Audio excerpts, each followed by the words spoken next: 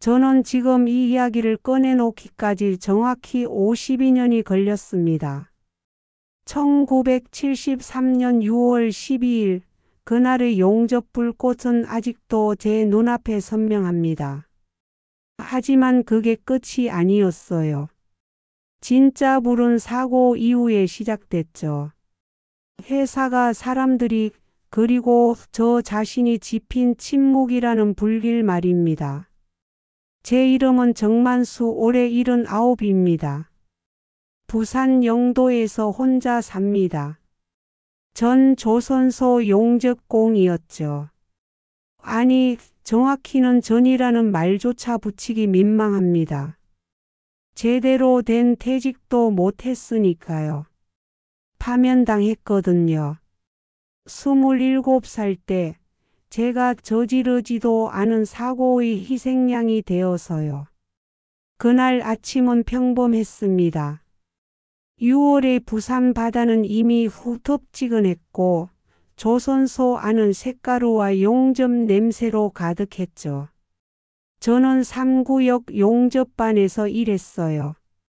하청 소속이었습니다. 본사 직원들은 우릴 외주라고 불렀지만 우리끼리는 그냥 날품팔이라고 했죠. 선배 한 분이 아침 조회 때 이런 말을 했어요. 만수야, 진실 한 줄은 도장 100개보다 무겁다. 그때는 무슨 뜻인지 몰랐습니다. 선배는 늘 이상한 소리를 하는 분이었거든요. 술만 마시면 회사 욕을 하다가도 다음 날이면 묵묵히 일하는 그런 사람이었죠. 오전 11시쯤이었을 겁니다. 저는 2층 선체 외판 작업을 하고 있었어요. 그때 아래층에서 쾅 소리가 났습니다. 폭발음이었죠. 처음엔 뭔가 떨어진 줄 알았어요. 하지만 곧 비명이 들렸고 검은 연기가 계단을 타고 올라왔습니다. 저는 용접기를 내려놓고 뛰어 내려갔어요. 1층은 아수라장이었습니다. 가스통이 터진 거였죠. 나중에 안 사실이지만 안전검사가 제대로 안 된 불량 장비였어요. 회사는 비용 절감을 위해 검수를 생략했고 그 검수 서류에는 가짜 도장이 찍혀 있었습니다. 그날 7명이 죽었습니다. 13명이 다쳤죠. 저는 운이 좋았어요. 2층에 있었으니까요.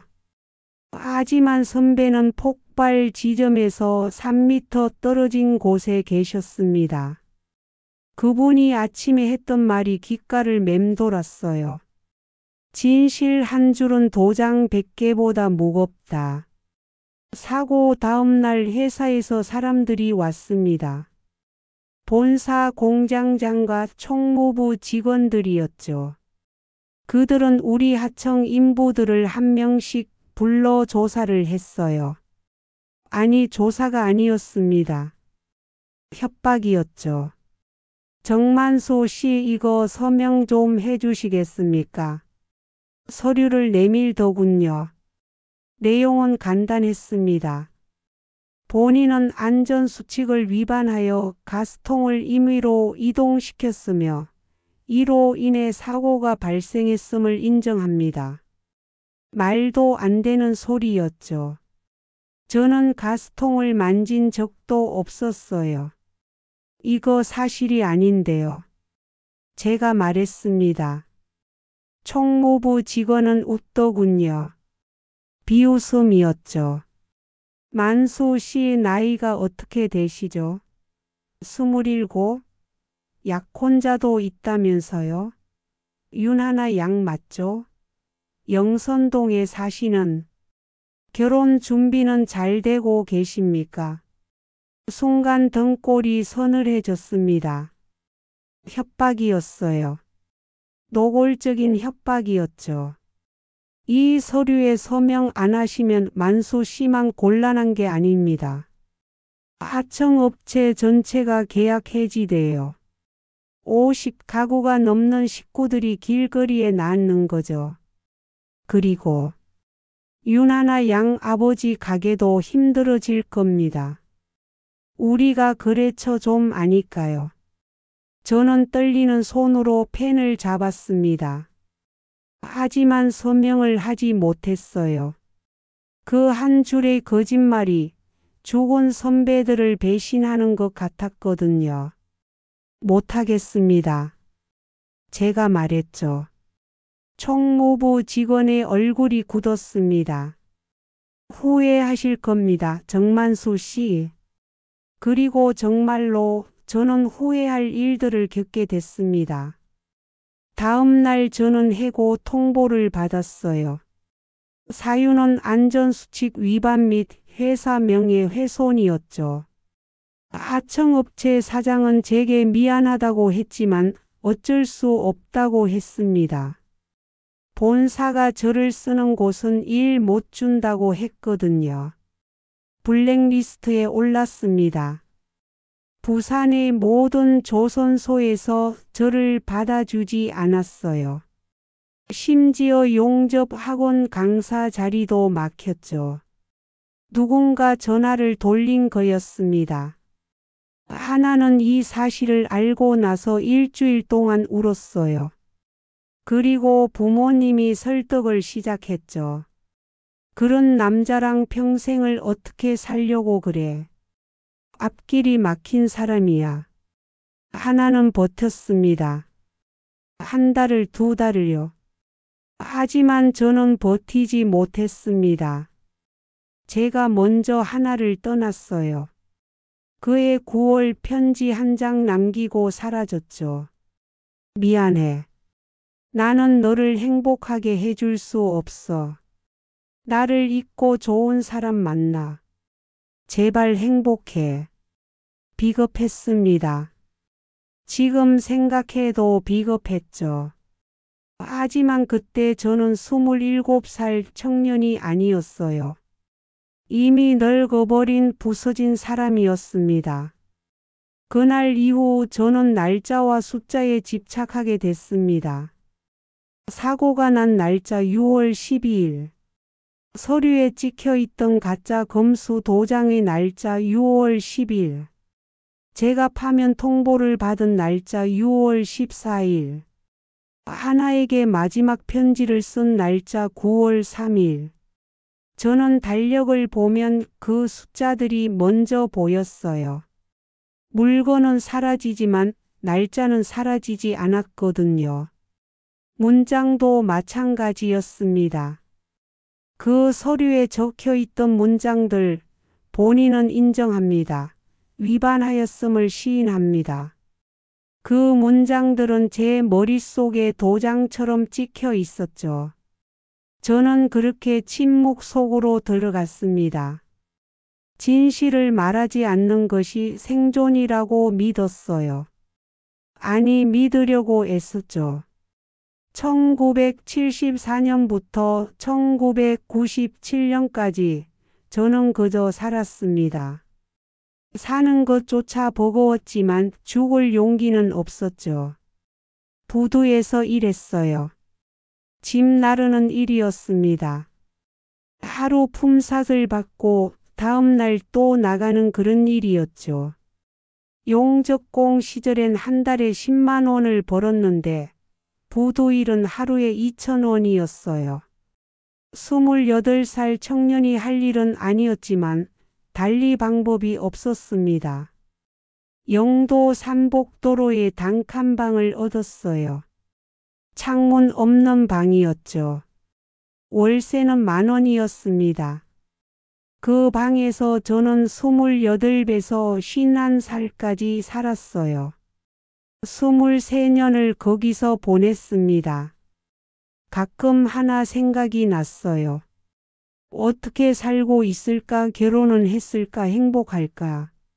하지만 찾아가지 않았습니다. 제가 사라진 이유를 그녀가 이해했을 거라 믿고 싶었거든요. 1980년대엔 건설 현장에서도 일했습니다. 막노동이었죠. 시멘트 자루를 나르고 철근을 옮기고 발판을 조립하는 일이었어요. 용접 기술은 쓸모없었습니다. 아무도 저를 용접공으로 쓰지 않았거든요. 그 시절 저는 서류를 보는 게 두려웠어요. 계약서, 영수증, 심지어 신문도요. 글자를 보면 그날의 서류가 떠올랐거든요. 본인은 인정합니다. 그 문장이 눈앞에 어른거렸죠. 하지만 이상하게도 날짜만은 계속 확인했습니다. 달력을 사서 벽에 걸어두고 매일 아침 날짜에 동그라미를 쳤어요. 6월 12일이 오면 그날은 일을 나가지 않았습니다. 방에 누워서 천장만 바라봤죠. 1990년대 초반 저는 목돈을 모았습니다. 10년 넘게 아껴서 모은 돈이었어요. 800만 원쯤 됐죠. 당시로선 큰 돈이었습니다. 작은 집이라도 사려고 했어요. 부동산에 갔습니다. 아저씨가 친절하게 상담을 해주더군요. 만수 씨, 지금이 기회입니다. 집값 오르기 전에 사야죠. 대출 끼고 사세요. 나중엔 2배로 올라요. 저는 그 말을 믿었어요. 영도 끝자락에 있는 낡은 빌라를 샀습니다. 800을 넣고 1200을 대출받았죠. 처음으로 제 이름으로 된 집이 생긴 거였어요. 하지만 1997년 IMF가 왔습니다. 일자리가 사라졌어요. 건설 현장이 멈췄고 부두 일도 끊겼죠. 대출 이자는 밀렸고 집은 경매로 넘어갔습니다. 저는 다시 단칸방으로 돌아왔어요. 이번엔 반지 하방이었죠. 그 시절 저는 시장을 정오하게 됐습니다. 주식, 부동산, 금융. 그 모든 게 약자를 착취하는 도구라고 생각했어요. 가진 놈들이 만든 판이야. 우리 같은 사람들은 들어가면 털리게 돼 있어. 2000년대 들어서도 상황은 나아지지 않았습니다. 저는 쉰을 넘겼고 육체 노동은 점점 힘들어졌어요. 무릎이 아팠고 허리가 끊어질 것 같았죠. 야간 경비 일을 시작했습니다. 작은 공장 야경이었어요. 밤 11시부터 아침 7시까지 혼자 공장을 지키는 일이었죠. 월급은 60만 원이었습니다. 그 시절 제가 유일하게 본 TV 프로그램이 있었어요. 뉴스였죠. 그것도 경제 뉴스였습니다. 왜 봤냐고요? 복수심 때문이었어요. 재벌들이 잘 되는 걸 보면서 제가 망한 이유를 확인하고 싶었거든요. 2003년인가 TV에서 해명중공업 50주년 특집 방송을 했습니다. 제가 다녔던 그 회사였죠. 화면엔 최신 선박들이 나왔고 사장이 인터뷰를 했어요. 저희 해명중공업은 창립 이래 단 한 건의 중대 재해도 없었습니다. 안전제일, 그것이 우리의 자랑입니다. 저는 리모컨을 던졌습니다. TV 화면이 깨졌어요. 단 한 건의 중대 재해도 없다고요? 1973년 6월 12일은 어디로 간 겁니까? 7명이 죽은 그날은요? 그날 밤 저는 처음으로 술을 마셨습니다. 50년 인생에서 처음으로요. 편의점에서 소주 한 병을 사서 공장 경비실에서 혼자 마셨죠. 토했습니다. 울었고요. 진실 한 줄은 도장 100개보다 무겁다. 선배의 말이 또 떠올랐어요. 하지만 진실은 무겁지 않았습니다. 오히려 너무 가벼웠죠. 회사가 마음대로 지워버릴 수 있을 만큼요. 저는 그날 결심했습니다. 언젠가 기회가 온다면 저 거짓말을 바로잡겠다고요. 어떻게? 몰랐습니다. 하지만 언젠가는요. 그리고 그 언젠가는 2020년에 왔습니다. 2020년 2월 저는 74살이었습니다. 야경 일도 그만뒀어요. 몸이 안 따라줬거든요. 기초생활수급자가 됐죠. 한 달에 50만 원 남짓한 돈으로 살았습니다. 코로나가 터졌어요. 세상이 멈췄죠. 저 같은 노인은 밖에 나가지도 못했습니다. 동네 복지관에서 마스크를 나눠줬고 도시락 배달도 시작했어요. 어느 날 복지관 직원이 왔습니다. 젊은 사회복지사 아가씨였죠. 어르신 스마트폰 쓰세요? 아니, 난 그런 거 몰라. 요즘 다들 쓰시는데 배워보시는 게 어때요? 복지관에서 강좌를 열었거든요. 저는 관심이 없었어요. 하지만 심심하긴 했죠. 코로나 때문에 갈 데도 없었고요. 뭐 한번 가보지 뭐. 복지관 2층 작은 교실에서 강좌가 열렸습니다. 노인 10명이 모였어요. 젊은 강사가 천천히 설명해 줬죠. 어르신들, 이게 유튜브예요. 여기서 재미있는 영상들을 볼 수 있어요. 저는 처음엔 트로트 영상을 봤습니다. 그게 재미있더군요. 그러다가 우연히 다른 영상을 클릭했어요. 제목이 이상했거든요. 공시 읽는 이웃 마이너스 삼성전자 분기보고서 뜯어보기. 뭔지 몰랐지만 보고서라는 단어가 눈에 들어왔습니다. 클릭했죠. 화면에 30대 초반으로 보이는 여자가 나왔어요. 안경을 쓰고 말투가 또박또박했습니다. 안녕하세요, 박설아입니다. 오늘은 삼성전자 분기보고서를 같이 읽어볼게요. 여러분 주식 투자하시죠? 근데 보고서는 읽어보셨나요? 아니면 그냥 유튜버 말만 듣고 사셨나요? 뜨끔했습니다. 저는 주식을 산 적도 없었지만 그 말이 제 귓가를 때렸어요. 보고서 읽는 게 어렵다고요? 아니에요. 중요한 건 딱 3가지예요. 첫째, 각주. 둘째, 날짜. 셋째, 변경 이력. 이것만 보면 회사가 뭘 숨기는지 보여요. 각주, 날짜, 변경 이력. 제 손이 떨렸습니다. 그 단어들이 제 머릿속을 휘젓고 다녔어요. 1973년 6월 12일. 검수 서류의 가짜 날짜. 회사가 바꾼 사고 보고서. 저는 그날 밤 잠을 못 잤습니다. 핸드폰으로 박설아의 영상을 5개나 봤어요. 그녀는 재무제표를 읽는 법, 공시를 확인하는 법, 각주에서 빠진 내용을 찾는 법을 알려줬습니다. 여러분, 회사는 거짓말을 못해요. 법적으로요. 하지만 진실을 숨길 수는 있죠. 어떻게? 각주에 아주 작게 아주 복잡하게 써놓는 거예요.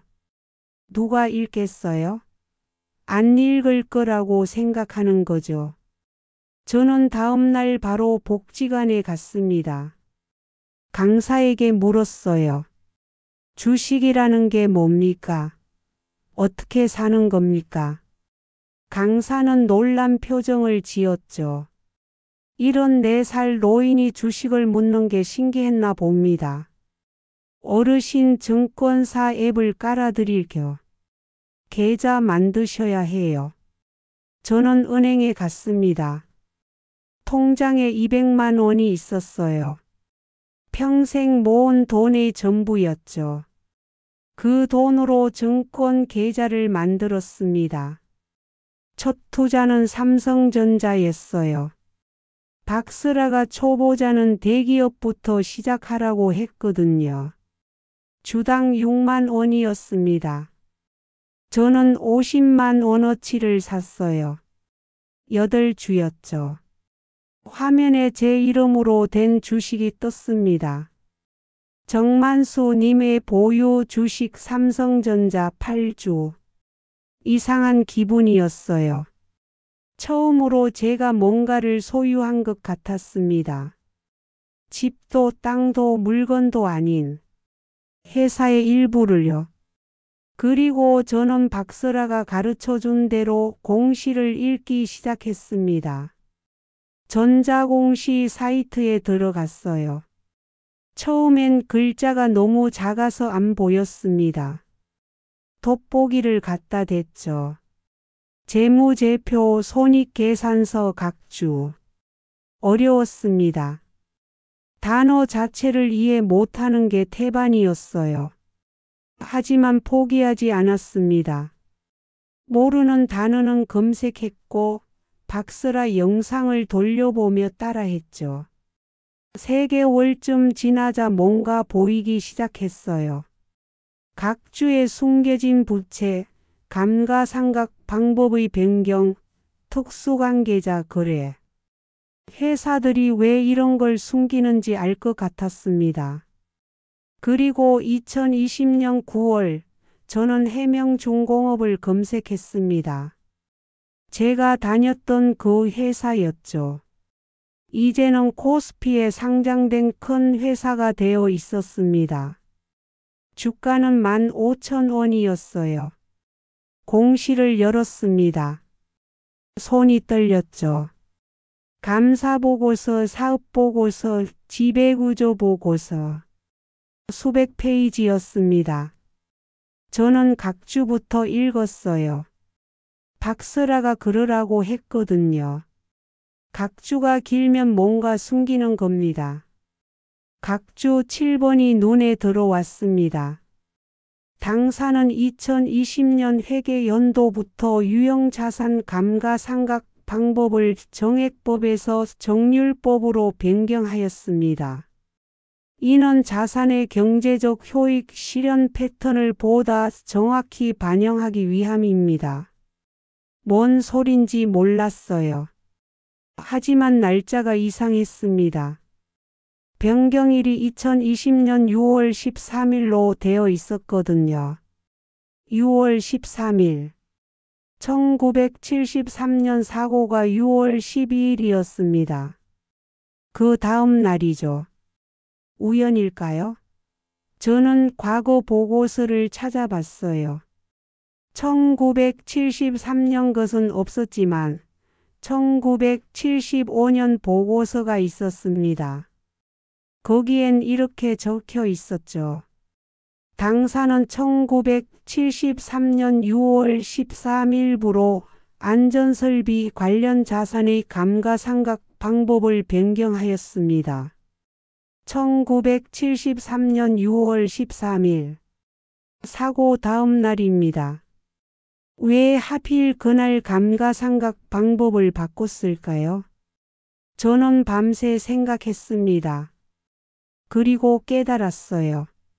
사고로 인한 보상금과 장비 손실을 회계상 줄이기 위해서였구나.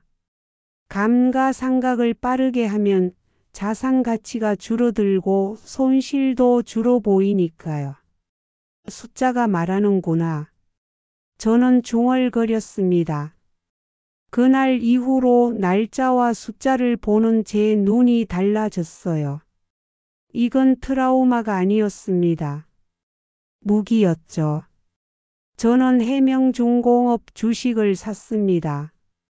15,000원에 30주를 샀어요. 45만 원이었죠. 이유는 하나였습니다. 회사를 감시하기 위해서요. 박서라가 말했어요. 주주는 회사의 주인입니다. 한 주만 가져도 질문할 권리가 있어요. 저는 댓글을 달았습니다. 박설아 유튜브예요. 각주파개미 46 선생님 해명중공업 각주 7번 받는데 이상합니다. 1973년 6월 13일에 감가상각 방법을 바꿨다는데 이게 정상인가요? 박설아가 댓글을 달았습니다. 오 각주파개미 46님 1973년이면 오래됐네요. 당시 사건 사고가 있었는지 교차 검증해 보세요. 뉴스 기사 같은 거요. 혹시 뭔가 찾으시면 제보 부탁드려요. 저는 도서관에 갔습니다. 1973년 6월 신문을 찾았어요. 마이크로필름이었죠. 사서가 도와줬습니다. 6월 14일 자 지역신문 3면 기통이에 작은 기사가 있었어요. 부산 조선소 가스 누출 사고 인부 2명 부상. 사망자가 7명인데 부상 2명이라고 썼더군요. 축소 보도였습니다. 저는 그 기사를 사진으로 찍었어요. 그리고 박설아에게 이메일을 보냈습니다. 제 이야기는 하지 않았습니다. 다만 1973년 해명중공업에 사고가 있었던 것 같다고만 썼죠. 그날 밤 박설아에게서 전화가 왔습니다. 각주파개미 46님이시죠? 저 박설아예요. 어르신 혹시 이 사건에 대해 더 아시는 게 있으세요? 저는 말했습니다. 처음으로 50년 만에요. 저는 그날 거기 있었습니다. 2021년부터 2022년까지 저는 침묵에서 나왔습니다. 천천히 조심스럽게요. 박설아는 제 이야기를 들었어요. 전화로 2시간 넘게 얘기했죠. 사고 이야기, 은폐 이야기, 블랙리스트 이야기까지요. 그녀는 중간중간 네 하며 메모하는 소리가 들렸습니다. 어르신 이거 증거가 있으세요? 없습니다. 다 버렸어요. 아니 회사가 애초에 안 줬죠. 그럼 증언만 있는 건가요? 예. 그리고 제 기억이요. 박설아는 한숨을 쉬었습니다. 실망한 것 같았어요. 어르신 솔직히 말씀드릴게요. 증거 없이는 힘듭니다. 특히 50년 전 일이면 회사가 부인하면 끝이에요. 저는 알고 있었습니다. 하지만 포기할 수 없었어요. 그래도 뭔가 방법이 있지 않겠습니까? 주주로서 할 수 있는 건 있어요. 질문할 권리요. 주총에 가서 질문하시는 거죠.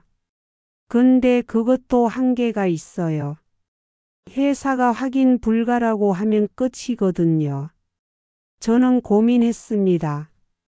그리고 결심했죠. 주총이 뭡니까? 어떻게 가는 겁니까? 박설아가 웃었어요. 놀라운 듯한 웃음이었죠. 어르신 정말 하시려고요? 50년을 참았습니다. 이제 말할 때가 된 것 같아요. 2021년 3월 해명중공업 정기주주총회가 열렸습니다. 저는 처음으로 주총에 참석했어요. 부산 본사 강당이었죠. 주주들이 100여 명 모였습니다. 대부분 나이 든 사람들이었어요. 양복 입은 사람들도 있었지만 저처럼 평범한 차림의 사람들도 많았죠. 단상에 임원들이 앉아 있었습니다. 사장 CFO 사회이사들이었어요. CFO는 최동탁이라는 사람이었는데 50대 후반으로 보였습니다. 의장이 회의를 시작했어요. 제74기 정기조조 총회를 시작하겠습니다. 의안은 총 4건입니다.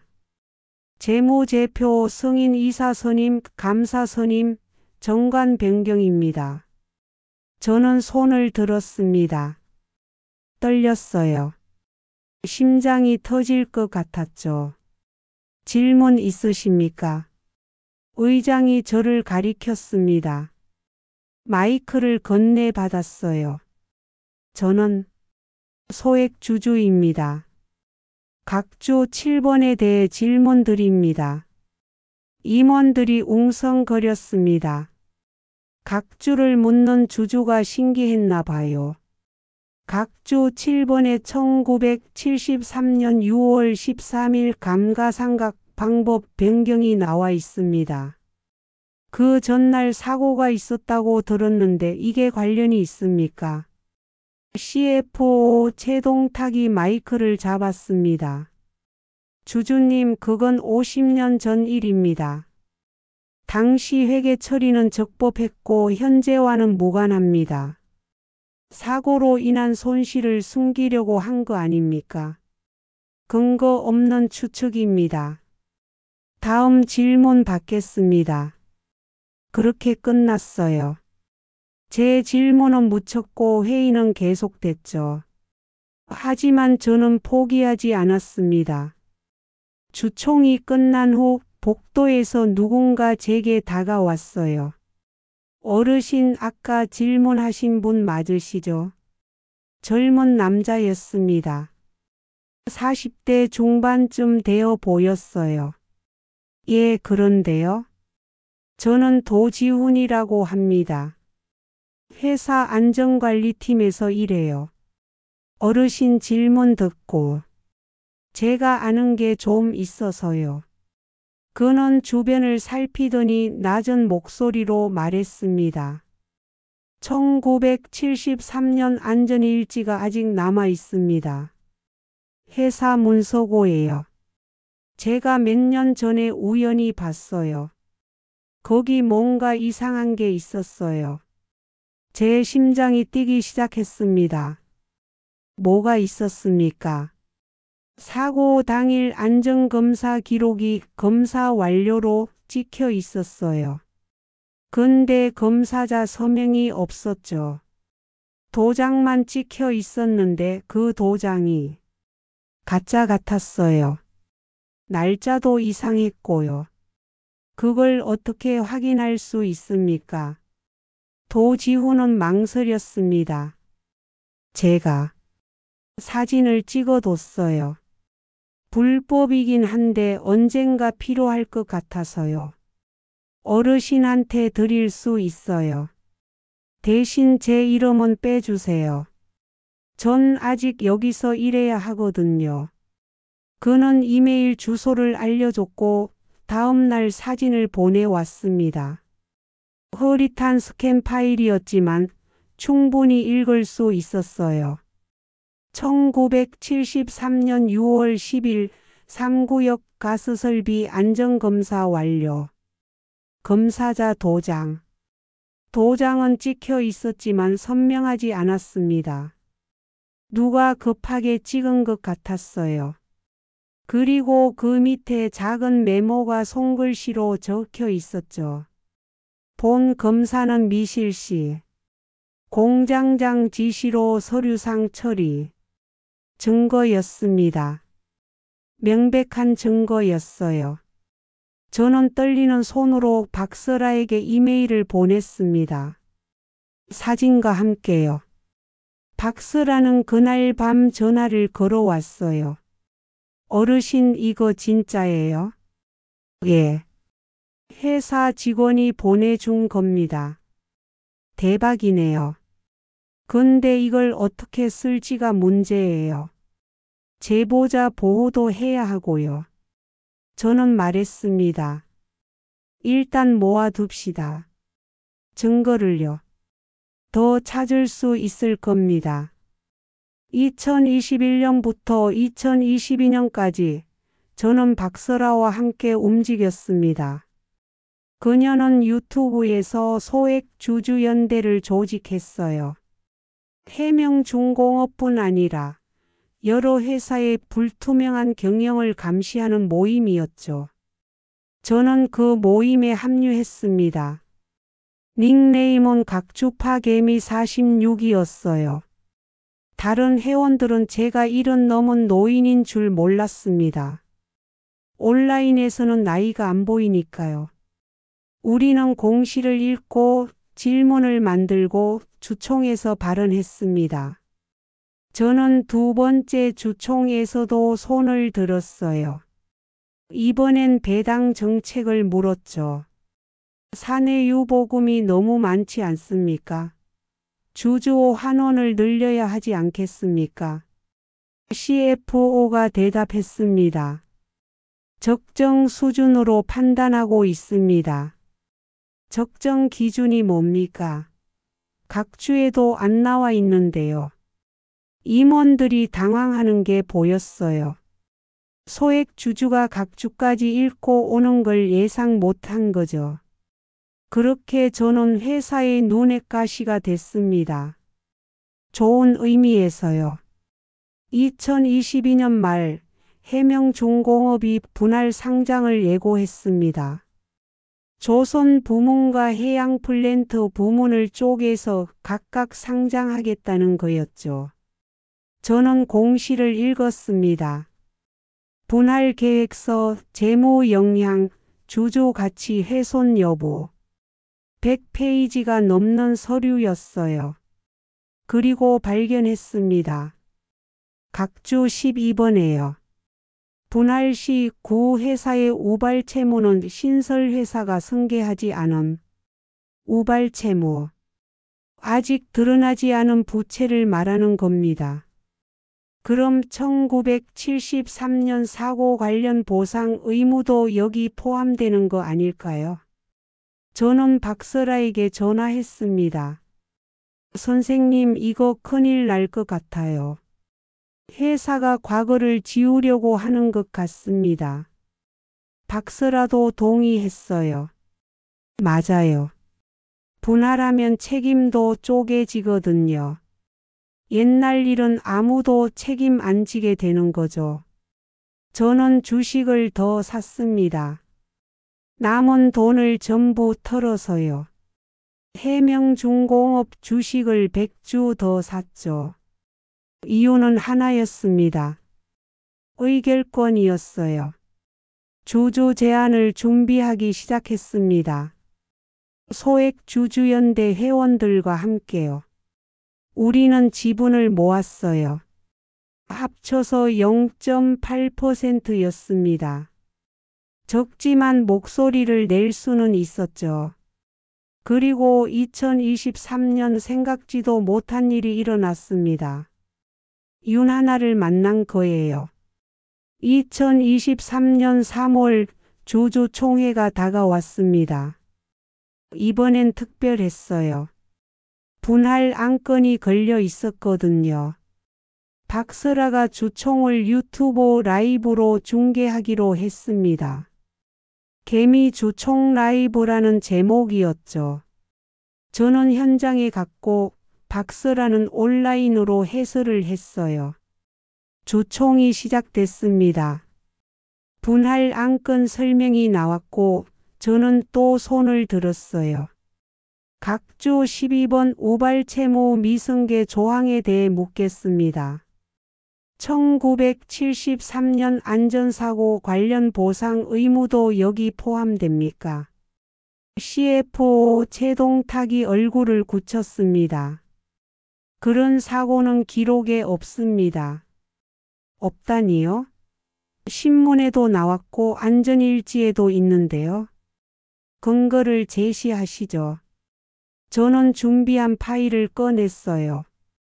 1973년 신문기사 사본과 도지훈이 보내준 안전일지 사진이었습니다. 여기 있습니다. 임원들이 웅성거렸습니다. 의장이 회의를 잠시 중단했어요. 그 순간 박스라의 라이브 방송 채팅창이 폭발했습니다. 시청자가 1000명을 넘었거든요. 저는 몰랐어요. 그 채팅창에 특별한 댓글이 하나 올라온걸요. 하나씨 각주파 개미 46님. 혹시 정만수 씨 아니세요? 박스라가 그 댓글을 읽고 놀랐습니다. 방송 중이었지만 멘트를 쳤어요. 하나님, 각주파 개미 46 어르신을 아세요? 하나씨 50년 전에 알던 분이에요. 부산 영도 조선소 1973년. 맞다면 제가 아는 그분일 거예요. 저는 현장에 있어서 채팅을 못 봤습니다. 하지만 주총이 끝나고 박스라에게 전화가 왔어요. 어르신 큰일 났어요. 방송 채팅에 어르신을 찾는 분이 나타났어요. 누군데요? 하나씨래요. 윤하나? 이름이 맞나요? 제 손에서 핸드폰이 떨어질 뻔했습니다. 뭐라고요? 윤하나 씨요. 어르신 아세요? 저기. 어떻게? 박스라가 연락처를 알려줬어요. 하나가 자기 번호를 남겼거든요.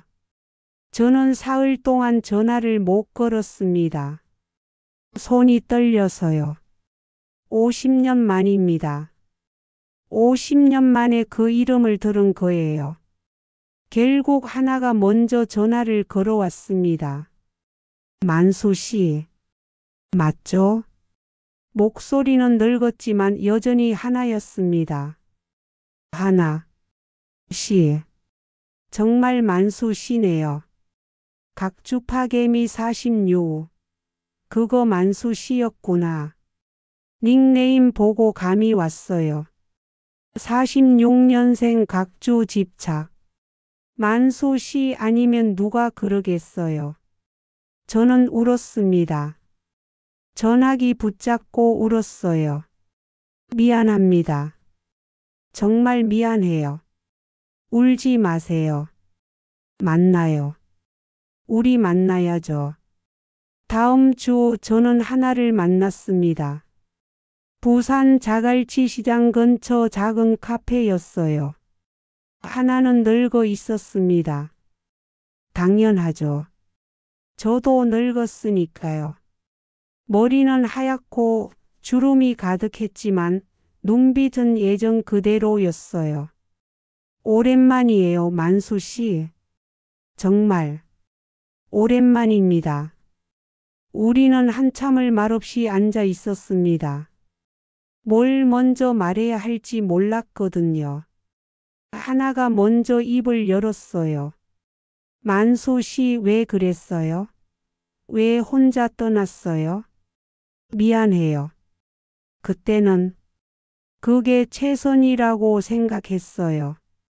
바보 같으니 나한테 물어보지도 않고. 하나 씨는 어떻게 살았어요? 하나는 웃었습니다. 쓸쓸한 웃음이었죠. 결혼했어요. 부모님이 정해준 사람이랑 착한 사람이었어요. 근데 사랑은 아니었죠. 10년 살다가 남편이 사고로 죽었어요. 아이는 없었고요. 힘들었겠어요. 만수 씨보단 덜 힘들었을 거예요. 방송 보고 알았어요. 만수 씨가 얼마나 힘들게 살았는지. 하나는 지금 요양보호사로 일한다고 했습니다. 77살인데도 아직 일을 하고 있었어요. 왜 아직 일을 해요?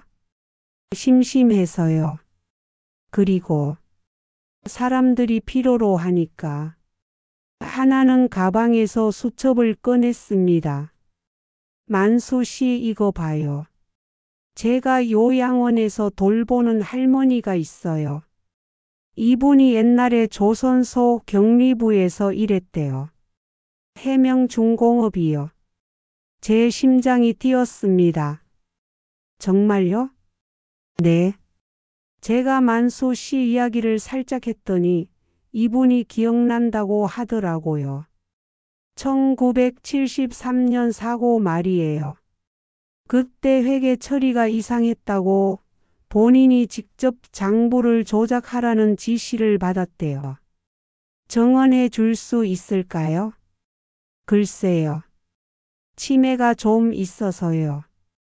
근데 메모는 남아있대요. 당시 장부 구석에 연필로 적어뒀다고. 그 메모를 찾을 수 있을까요? 하나는 고개를 끄덕였습니다.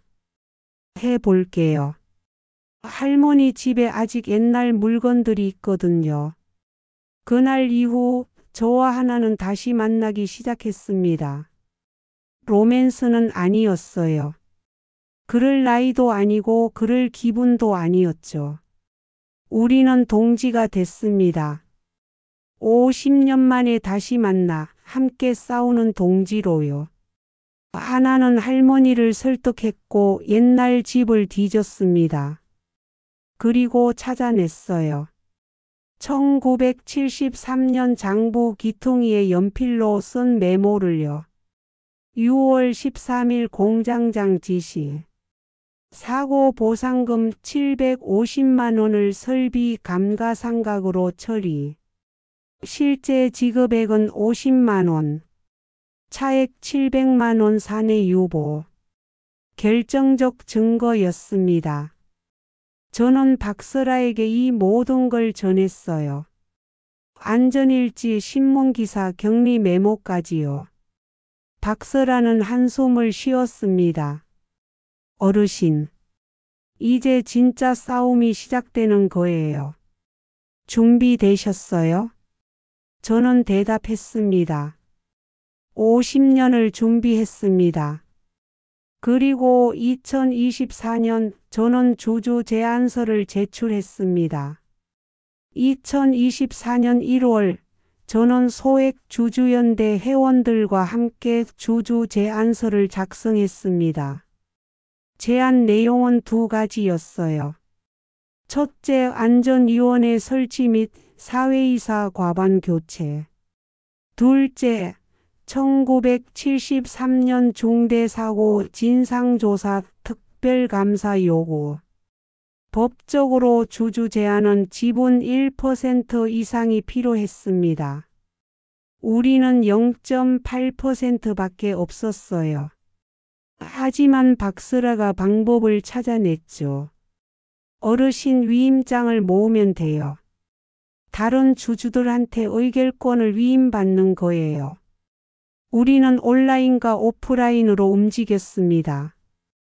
박설아는 유튜브에서 캠페인을 시작했고 저는 주주 명부를 받아 직접 편지를 썼어요. 100통이 넘는 편지를 썼습니다. 손으로요. 78살 노인이 밤새 편지를 쓰는 건 쉽지 않았죠. 하지만 멈출 수 없었어요. 존경하는 주주님께. 저는 정만수라고 합니다. 50년 전 이 회사에서 일했던 사람입니다. 편지는 진심을 담았습니다. 거짓도 과장도 없이요. 그냥 제가 겪은 일을, 제가 찾은 증거를, 제가 원하는 것을 썼죠. 한 달 후 위임장이 모이기 시작했습니다. 10명, 20명, 50명.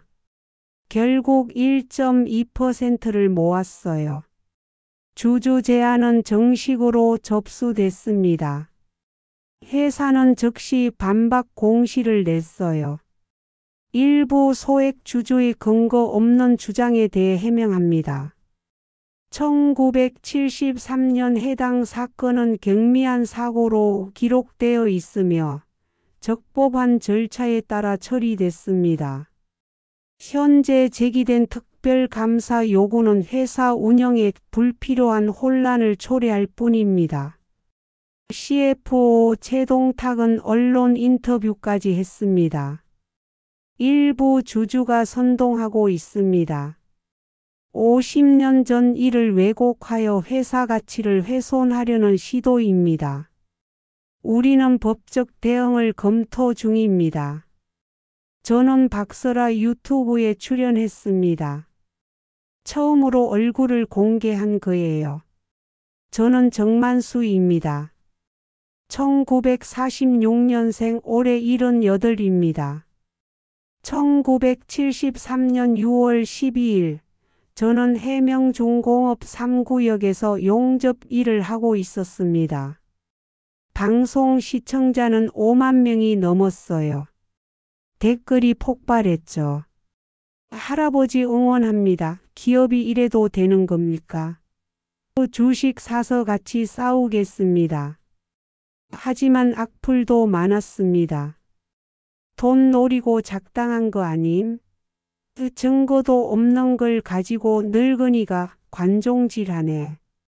저는 신경 쓰지 않았어요. 이미 50년을 견뎌낸 사람이었으니까요. 그리고 4월 결정적 순간이 왔습니다. 도지훈이 실명으로 나선 거예요. 박설아 유튜브에 도지훈이 출연했습니다. 얼굴을 공개하고요. 저는 도지훈입니다. 해명중공업 안전관리팀 과장입니다. 아니 과장이었습니다. 오늘 사직서를 냈거든요. 왜 나서시게 된 겁니까? 정만수 어르신의 용기 때문입니다. 78살 노인이 싸우는데 45살 제가 숨어 있을 수는 없었어요. 도지훈은 폭탄을 투하했습니다. 회사 문서고에 1973년 안전일지 원본이 보관돼 있습니다. 위치는 본관 지하 2층 시구역 서가 14번입니다. 거기 가면 찾을 수 있어요. 방송이 끝나자마자 회사는 난리가 났습니다. 문서고를 봉쇄하려 했지만 이미 늦었어요. 도지훈이 방송 전에 사본을 만들어뒀거든요. 그 사본을 우리에게 전달했고 우리는 공개했습니다. 1973년 6월 12일 안전일지 3구역 가스통 폭발 사망 7명 중경상 13명 원인 안전검사 미실시 책임 공장장 그리고 그 밑에 손으로 쓴 메모. 본 기록은 대외비. 보도 자료는 별도 작성. 사장 지시. 증거가 완성됐습니다. 저는 그날 밤 혼자 영도 바닷가에 나갔어요. 파도 소리를 들으며 생각했죠. 이제 끝이 보이는구나. 하나에게 전화했습니다. 하나씨 고마워요. 하나씨 없었으면 여기까지 못 왔어요. 만수씨 우리 이긴 거예요? 아직 몰라요. 하지만 지지는 않을 거예요. 주가가 요동쳤습니다. 처음엔 떨어졌어요. 스캔들 때문이죠. 하지만 곧 반등했습니다. 시장이 판단한 거예요. 지배구조 개선 가능성이라고요. 소액 주주들이 몰려들었습니다. 우리 편이 늘어났죠. 지분은 3%를 넘어섰어요.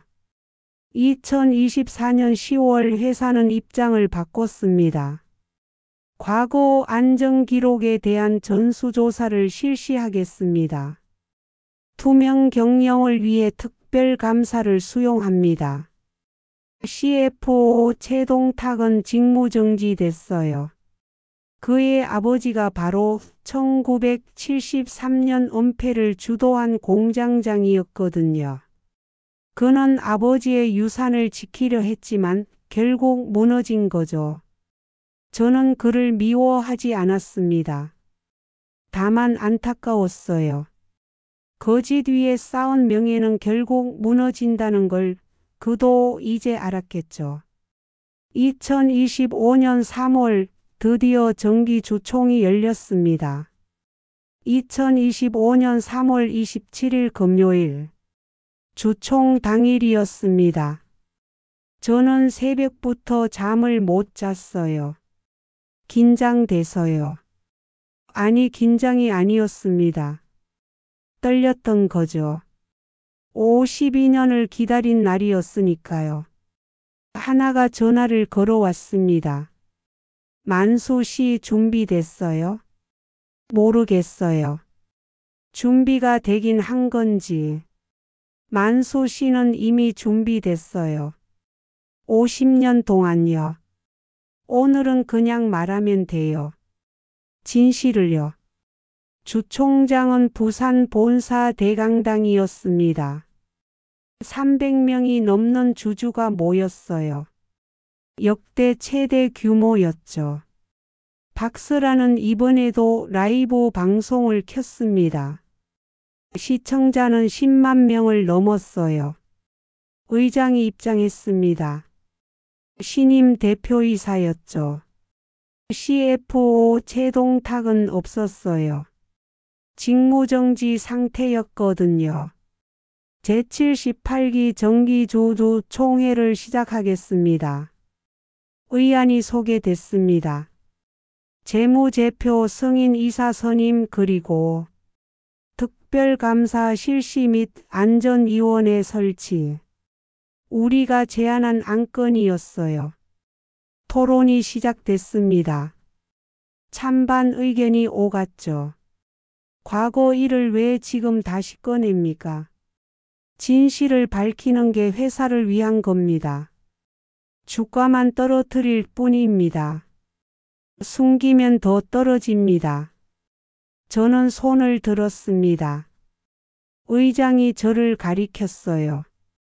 네, 정만수 주주님. 마이크를 건네받았습니다. 심장이 터질 것 같았죠. 저는 천천히 일어났습니다. 79살 노인의 몸은 무거웠어요. 하지만 마음은 가벼웠습니다. 저는 정만수입니다. 목소리가 떨렸어요. 하지만 멈추지 않았습니다. 1973년 6월 12일 저는 이 회사 3구역 용접반에서 일하고 있었습니다. 그날 7명이 죽었습니다. 제 선배들이었어요. 강당이 조용해졌습니다. 회사는 그 사고를 숨겼습니다. 저를 희생양으로 만들었고 저는 파면당했습니다. 그리고 52년 동안 침묵했어요. 제가 준비한 서류를 꺼냈습니다. 여기 증거가 있습니다. 안전일지 격리 메모 신문기사. 그리고 이 회사 공시입니다. 화면에 공시가 떴어요. 프로젝터로 크게 확대된 거였죠. 각주 7번을 보십시오. 감가상각법 변경일이 1973년 6월 13일로 찍혀 있습니다. 사고 다음 날입니다. 왜 하필 그날 바꿨습니까? 임원들이 침묵했어요. 제가 답을 알려드리죠. 사고 보상금을 회계상 줄이기 위해서입니다. 여기 격리 메모가 있습니다. 보상금 750만 원을 설비 감가상각으로 처리. 실제 지급액 50만 원. 차액 700만 원 사내 유보. 강당이 술렁였습니다. 이게 바로 이 회사가 쌓아온 거짓입니다. 7명의 목숨을 700만 원에 팔아넘긴 거짓말이에요. 저는 마이크를 내려놓지 않았어요. 저는 오늘 묻고 싶습니다. 이 회사는 진실을 말할 준비가 됐습니까? 아니면 또 각주 어딘가에 숨길 겁니까? 의장이 입을 열었습니다. 정만수 주주님, 말씀 감사합니다. 회사는 이미 특별감사를 수용했고 진상조사를 진행 중입니다. 수용만 하면 끝입니까? 사과는 없습니까? 보상은요? 그 부분도 검토하겠습니다. 검토가 아니라 실행입니다. 52년을 기다렸어요. 더 기다릴 순 없습니다. 박수가 터져 나왔습니다. 주주들이 일어나 박수를 쳤어요. 투표가 시작됐습니다. 전자투표였죠. 특별감사 실시 찬성 78.3%, 안전위원회 설치 찬성 82.1%. 통과됐습니다. 둘 다요. 저는 주저앉았어요. 기운이 쭉 빠졌죠. 하나가 달려와 제 어깨를 잡았습니다. 만수 씨 해냈어요. 우리 이긴 거예요. 저는 울었습니다. 52년 만에 처음으로 후회 없이 울었어요. 주총이 끝나고 기자들이 몰려왔습니다. 정만수님 소감이 어떠세요? 기쁩니다. 하지만 이건 시작일 뿐이에요. 진짜 정의는 이제부터입니다. 회사에 바라는 게 있으십니까? 사과입니다. 진심 어린 사과요. 그리고 다시는 이런 일이 없도록 제도를 바꾸는 겁니다. 다음 주 회사는 공식 사과문을 발표했습니다. 1973년 안전사고에 대해 깊이 사과드립니다. 당시 은폐와 축소 보도는 명백한 잘못이었습니다. 유족분들께 진심으로 사죄드리며 보상 절차를 즉시 개시하겠습니다. 특별감사가 시작됐어요. 외부 감사법인이 투입됐죠. 결과는 충격적이었습니다.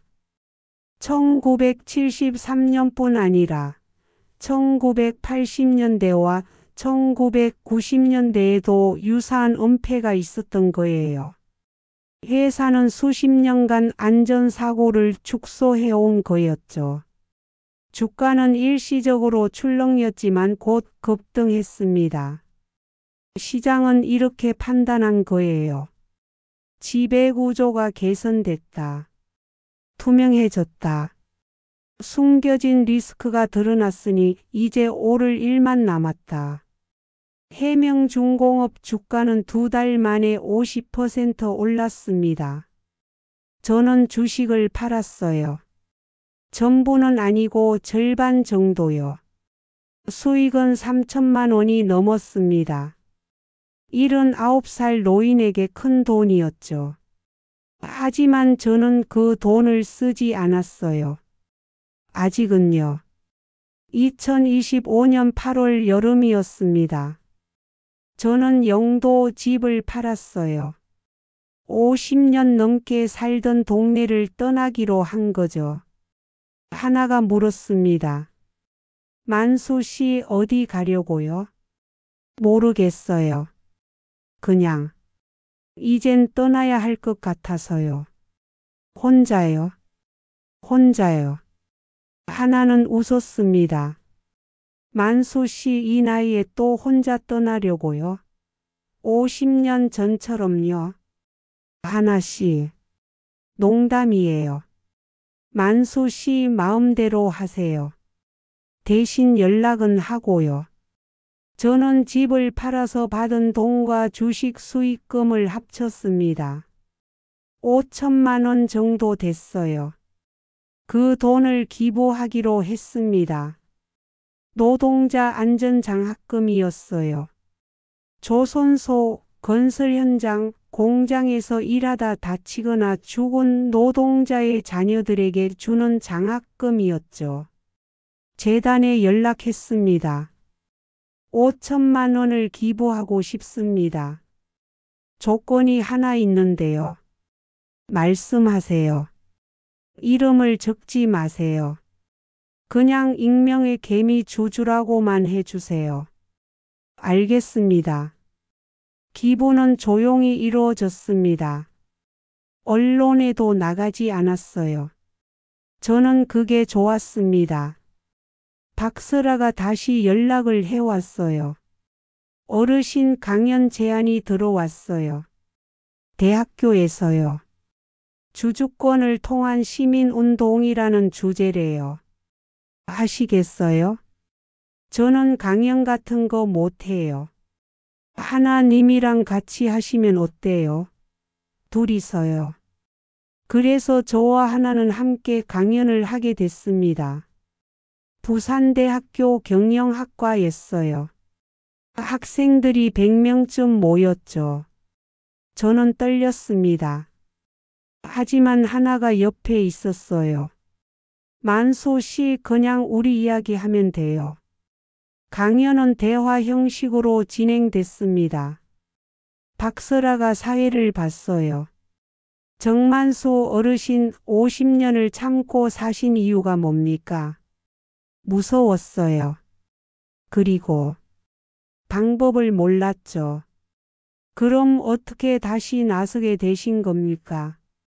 숫자를 배웠어요. 공시를 읽는 법을요. 그러니까 보이더라고요. 회사가 숨긴 겨. 학생 하나가 손을 들었습니다.